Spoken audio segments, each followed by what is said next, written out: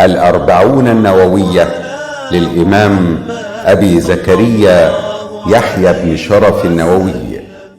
رسولنا العدنان أخلاقه القرآن، بهديه نحيا في رفعة وأمان. صلى الله على محمد صلى الله الحلقة السادسة عشرة.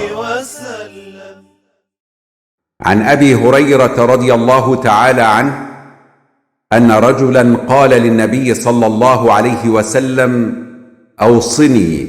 قال: لا تغضب. فردد مرارا قال: لا تغضب.